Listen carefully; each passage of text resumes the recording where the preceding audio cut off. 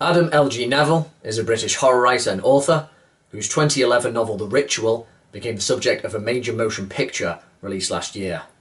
I have just read my first book of his, a pretty creepy little anthology known as Some Will Not Sleep, Selected Horrors, and I'm going to give you my 2 cents on it.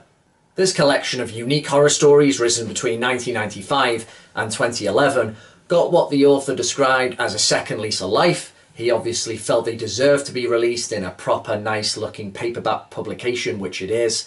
I believe they were originally released in smaller magazines, and this time they're put on a bigger stage here, and I too think they deserve it. In his preface, he speaks about, or rather wrote, how he wanted to give each story a unique and distinct style, and I really think Nevill achieved that. Each story, if I think about just some of my favourites off the top of my head, such as Mother's Milk, Yellow Teeth, and What God Hath Wrought, each one of those stories is unique. It has its own flavour, its own voice. I think he really achieved what he set out to do.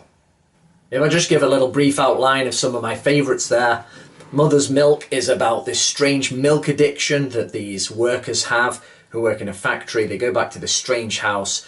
There's a figure called the mother and you have the father, and they seem to be keeping these people captive, feeding them on some strange sort of milk that the mother generates that is highly addictive, but you become completely dependent on, like heroin.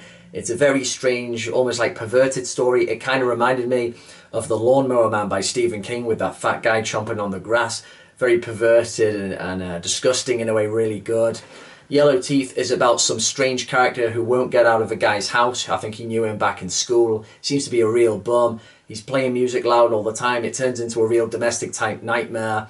But things get much stranger as he refuses to leave the house. It has a real dense atmosphere to that one. You can relate a lot to it in terms of neighbours pissing you off, but this guy's in your house, he stinks, he won't leave.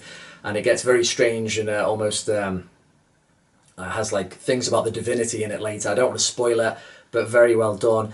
And What God Hath Wrought is about like some old gunslinger who's fighting the undead in some sort of desert-like kingdom, and he's trying to eliminate all these people in some sort of post-apocalyptic type world. So that right there shows you the variety and differences here.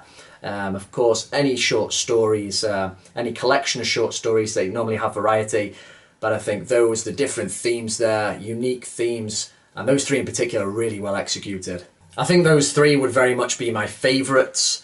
Near the back of the book, in the author's notes, he does talk about how when he wrote Mother's Milk, he wished he'd have done more on that subject, so I think Nevill sensed how he was on a bit of a roll or onto something with that kind of perverted theme there. But there's a lot of good stuff here, like The Original Occupant, Age of Entitlement, Doll Hands, and Florrie. There are another four that are very good, unique, polished stories. There is a real polish to this collection as a whole. Neville's prose is eloquent yet easy to read. He has some great, deliciously gruesome descriptions at time. I do like his style. In terms of a weakness in this collection, perhaps Pig Thing was the story I cared the least about. That's not to say it was throwaway, but it wasn't quite as good as some of the others. And perhaps there's just more of an overall criticism against the collection. It may be a bit cliched, or the one that any horror writer tries to steer away from the most, is that none of them were that scary. I found some of the descriptions and the themes and a lot of the stuff very interesting, and some of the stuff brought a smile to my face, which is the next best thing, but none of it really hit home. I mean, any book I don't expect to be running for the hills, scared for my life. I don't think it works like that. But there was something perhaps in a trade-off with unique themes that stopped that more conventional terror hitting home. Maybe that would be a little criticism. But other than that, there's not really much of a criticism I can say about this collection. Maybe a little short at 11 stories. There are anthologies that have a lot more stories, but if it's a case of quality over quantity, it's quality every time, and Some Will Not Sleep definitely gives us the quality.